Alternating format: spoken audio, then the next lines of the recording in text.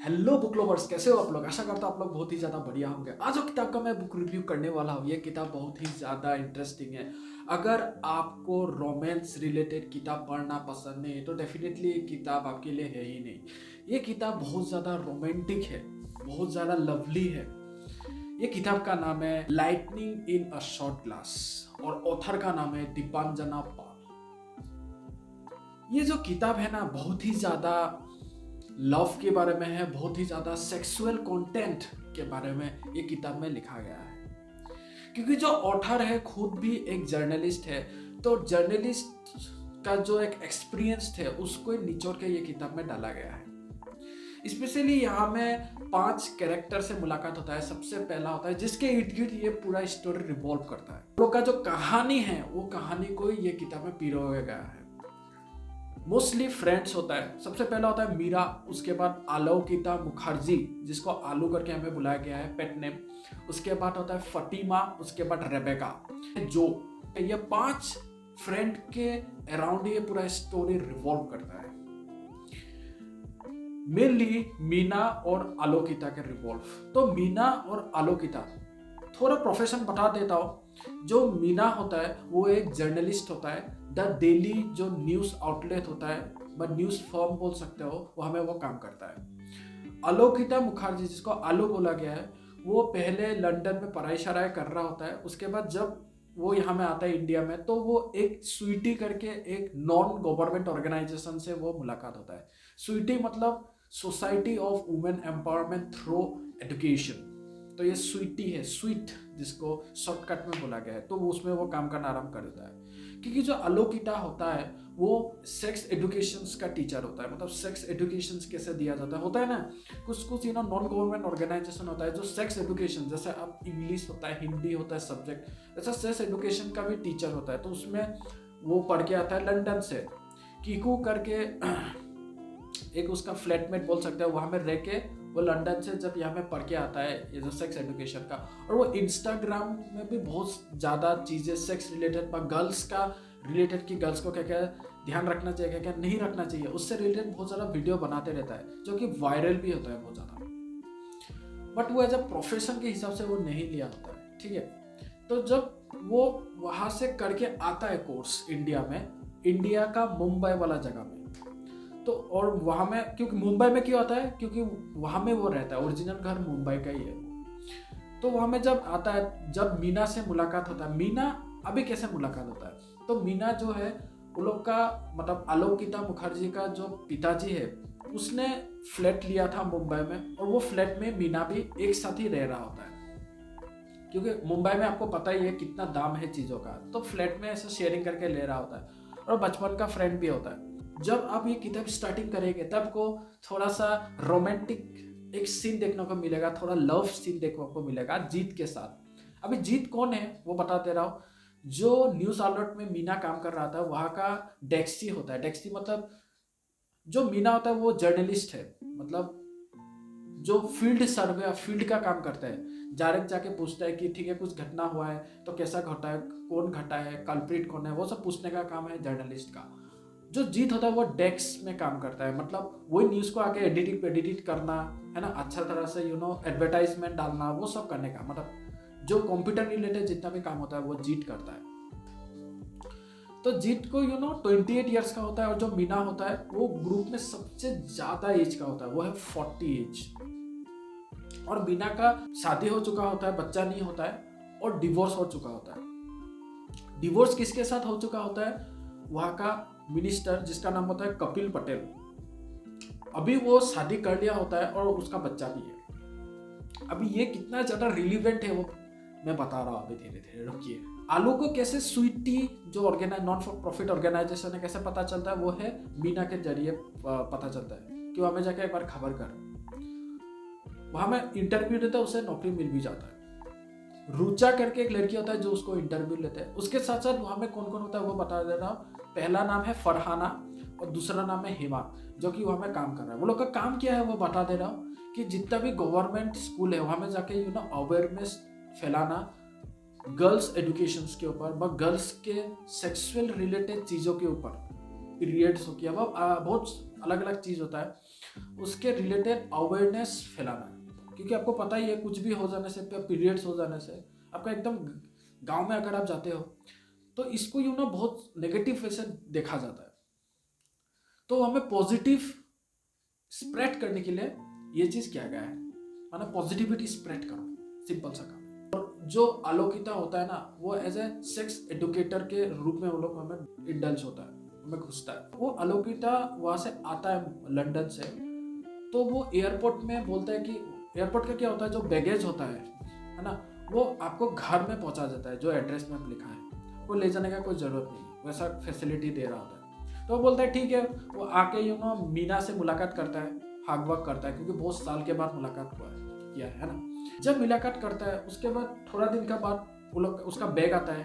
Bag क्या होता है, एक्सचेंज हो जाता है, मतलब उसका बैग एक सीरियन बंदा के साथ एक्सचेंज हो जाता है ना, हो जाता है। तो एक्सचेंज होने के बाद क्या होता है, वो ट्राई करता है फ़ोन करने के लिए एयरपोर्ट अथॉरिटी से। वो लोग बोलता है कि आपका लगेज हम लोग भेज दिया। उसके बाद वो बहुत खोजता है, मिलता नहीं है। और एयरपोर्ट अथॉरिटी उसका भी गलती होता है कि पहले देख लेना चाहिए था कि मेरा बैगेज है या नहीं है। तो उसने कभी कभी हो जाता है ना, भूल जाता है, वो इतना उस तरफ ध्यान नहीं देता है।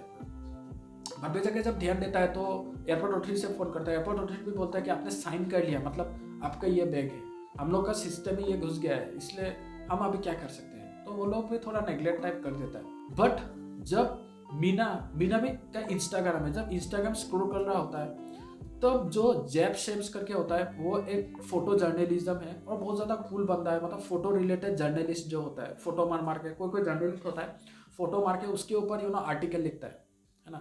वो बर्ड्स हो गया, माइग्रेटरी बर्ड्स हो गया, फोटो मार के उसका आर्टिकल लिखेगा, तो उसको फोटो जर्नलिज्म बोलता है। भाई इराक का जो कंडीशन होता है, बच्चे को फोटो मार के वो वार का इम्पैक्ट क्या होता है, उसके रिलेटेड आर्टिकल जो लिखता है, वो है फोटो जर्नलिज्म। और उसका एक बिजनेस भी है, कैमरा टाइप। और 3 जगह में वो अभी रन कर रहा होता है ये बिजनेस। एक होता है सीरिया, और एक होता है इस्तांबुल, और सुनामाइरा करके एक जगह है। आप जब किताब पढ़ोगे तो तब आपको मिलेगा। तो क्या होता है, फट से वो मीना बोलता है कि यार तुम्हारा तो ये बैग नहीं है। तो जब मीना मतलब जो आलो जब देखता है, हाँ ये तो मेरा ही है, मतलब उसका जो प्राइवेट कुछ चीज़ों से वो मजाक कर रहा था और बोल रहा था कि कौन चोर है, मेरा बैग लेके गया है, मतलब टीजिंग कर रहा था, सिंपल सा बात। तो जब उसको देखा, उसको गुस्सा आया, फिर वो बातचीत करना आरंभ कर दिया इंस्टाग्राम के जरिए। फिर धीरे धीरे उन लोग के बीच में प्यार उभर आया। तो एक दिन बोला कि ना, ये तुम्हारा बैग मेरे पास है, तुम कहाँ रहते हो बताओ। तो उसने बता दिया कि भाई मैं यहाँ में सीरिया में रहता हूँ। वो बोला कि मेरा एक कॉन्फ्रेंस, एक मीटिंग है नाइट एंजल फाउंडेशन के जरिए, क्योंकि वो लोग का जो नॉन प्रॉफिट ऑर्गेनाइजेशन है, वो लोग फंड रेज के जरिए ही स्वीटी चल रहा होता है, और फंड कोई दे नहीं रहा होता है। और फंड नहीं देने से, क्योंकि गवर्नमेंट से लिंक नहीं होता ये ऑर्गेनाइजेशन, जितना भी नॉन प्रॉफिट ऑर्गेनाइजेशन होता है।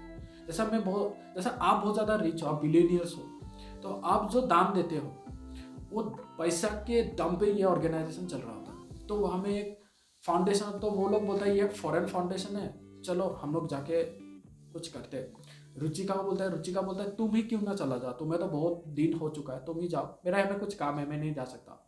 तो उसे स्क्रिप्ट लिख के आराम से उसे दे देता है। वो इस्तांबुल पे जाता है और वो सैम जेब को बोलता है कि ठीक है हमें आके मुलाकात करते हैं। तो हमें मुलाकात करता है, वो स्पीच देता है। स्पीच मतलब इतना ही जबरदस्त वो देता है कि नाइट एंजल का जो वहाँ में फिलिपिया मार्खम करके एक होता है, वो लोग का मैनेजर था, वो बहुत ज़्यादा इंप्रेस्ड हो जाता है। किससे? आलू से। आलू मतलब पोटैटो, बट आलू नहीं, अलोकिता मुखर्जी है उसका नाम। सो वहाँ में बाद में जाके बहुत ज़्यादा वजदीकिया दिखाई देना आरम्भ करता है, क्योंकि जो जेफ सेम्स होता है, जेफ सेम्स का जो परिवार है वो वहाँ में ही होता है, वो लोग का में प्रॉपर्टीज होता है। बट जो जेफ सेम्स होता है वो ये सब से इतना इंटरेस्ट नहीं है। उसने अपना छोटा सा दुकान खोल लिया है, कैमरा टाइप, जो कि बहुत ज़्यादा फेमस है, जो कि फोटो जर्नलिस्ट से रिलेटेड स्टाफ वो करता है अपने भैया के साथ मिलकर, जिसका नाम होता है बाज, और एक उसका पार्टनर होता है अकबर। बाय द वे मैं बता दूं, सैम जेब्स का ओरिजिनल जो फुल नाम होता है, जेब मतलब अरुण जेब होता है, बट वो अरुण हटा के जेब सेम्स लिख के आता है, मतलब वो एक मुस्लिम है। और द अदर हैंड जो आलोकिता का जो पिताजी वो मुस्लिम हेटर है, सिंपल सा बात है। तो ये भी थोड़ा कॉन्फ्लिक्ट देखने को मिलेगा ये किताब में आप जब पढ़ोगे। तो ये लव शव वाला चीज़ होता है, वो बोलता है, फिर वो वो लोग का एक व्हाट्सएप ग्रुप होता है जिसका नाम होता है 5 नॉट फेमस करके एक व्हाट्सएप ग्रुप होता है। तो वहाँ में व्हाट्सएप देते रहता है कि ऐसा है, मैं बहुत दिन रहूँगा यहाँ में इस्तांबुल, वो बोला बिकॉज सीरिया भी लेके जाएगा, ऐसा करके बातचीत करना आरम्भ कर देता है। फिर हमें बहुत ज़्यादा अच्छा स्पेंड करता है टाइम वहाँ में, और ये सब खर्चा कहीं ना कहीं सैम जेम्स ही दे रहा होता है उसे। ऑन द अदर हैंड यहाँ में जो मीना होता है, मीना को अब जब स्टार्टिंग करोगे ये नोवेल, तब जीत से आपको मुलाकात देखने को मिलेगा। जो जीत होता है वो थोड़ा नजदीक आ ही रहा था, तभी मीरा वो उसको थोड़ा धक्का देके बोलता है कि आज नहीं करना है, बट वो जूनियर होता है। तो ये सभी मतलब रोमांटिक, लव, सेक्स रिलेटेड ये सभी ये किताब है, ठीक है। आपको रोमांस रिलेटेड किताब पसंद है तो मत पढ़िए, मेरे को पता नहीं था, पढ़ने के बाद ही पता चला हाँ ये तो कुछ और ही है।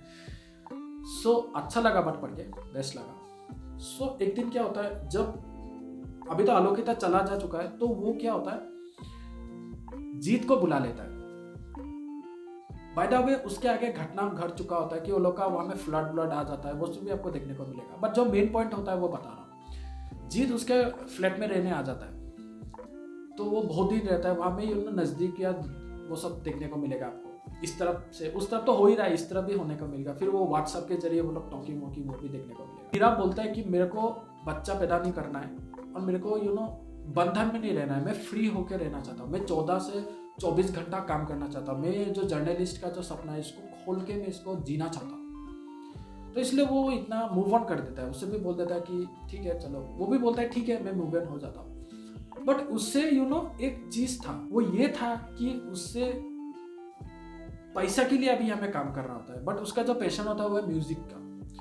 एक दिन फतिमा के जरिए एक प्रोग्राम चल रहा था, ठीक है, मतलब मून लाइटिंग करके कुछ होता है, हम लोग यहाँ में नहीं होता, बाहर देश में होता है। जैसा दिवाली है तो आपका फ्लैट में अगर कोई रूम होता है तो सबको बुलाओ, में डीजे बुला के गाना बुला के थोड़ा एंजॉयमेंट करता है, वैसा कुछ चल रहा था। तो हमें जीत आके गाना गाता है, बट मीरा को पता नहीं है कि जीत सिंगर भी है। जब उसे देखता है वो शौक जाता है, अरे ये तो जीत है, इतना अच्छा गाना गाता है, बट कुछ बोलता नहीं है। बट आज अभी जब ये सब घटना हो चुका होता है, जब अभी जीत जो मीरा का फ्लैट में रह रहा होता है, जब ये सब चीज होता है, उसके बाद वो बोलता है कि मेरे को एक पैशन है म्यूजिक करने का, बट मैंने वो बहुत अच्छा गाता है, मैंने लिरिसिस्ट भी और सिंगर भी अच्छा गाता है, फेमस भी हो चुका था, बट ये जो काम के वजह से वो नहीं कर रहा था।